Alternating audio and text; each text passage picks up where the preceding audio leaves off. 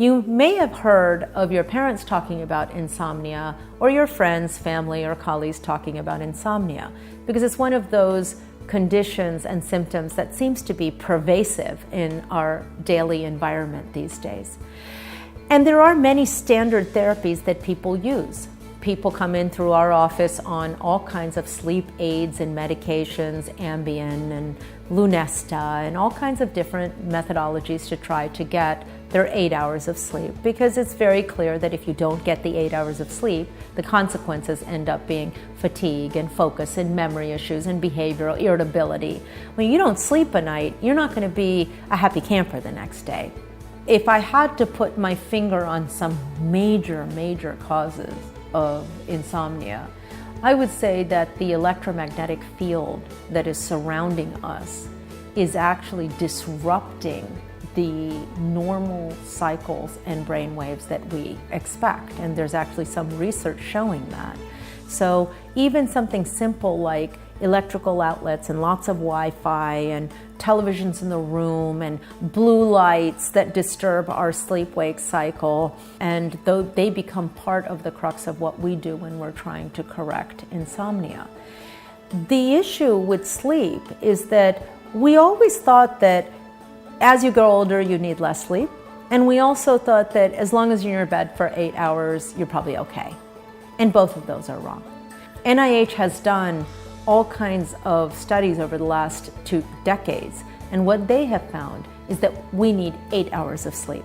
We need 5 full 90-minute cycles. And when we get 5 full 90-minute cycles, we recover our metabolism, our weight, we recover our immune system, our adrenal glands, and our genes.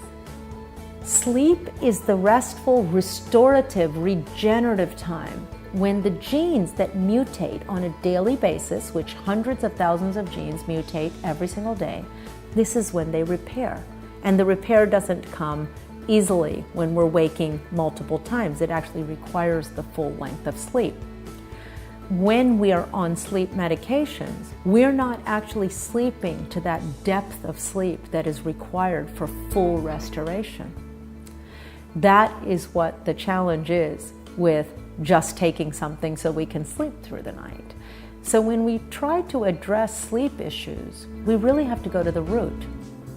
We have to go to the root of what's going on with stress, what's going on with the subconscious. Just before sleep is when we program the subconscious. And one of the other things that happens with this is expectations.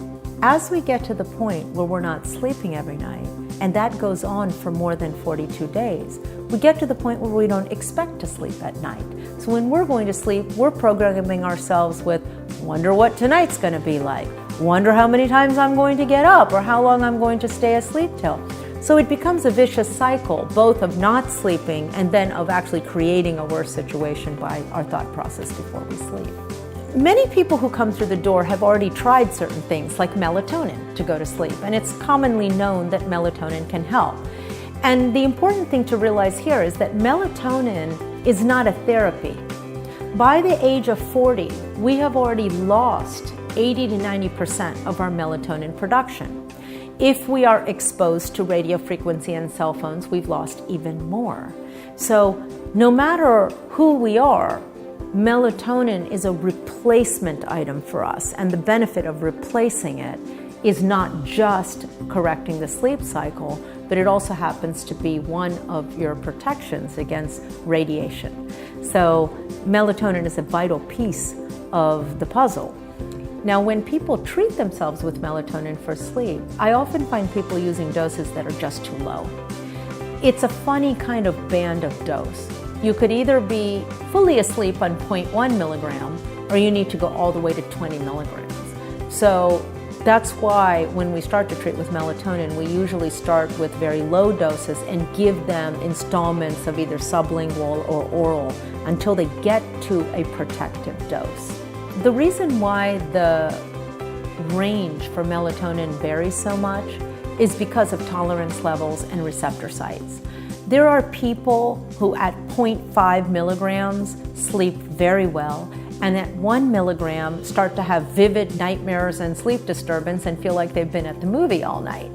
Then there are those people who really need the 10, the 15, and the 20 milligrams. And this is why we usually titrate up slowly, because there are those kind of effects that can happen. And they're not really side effects, they're effects. And we just have to gauge what the body really responds to well.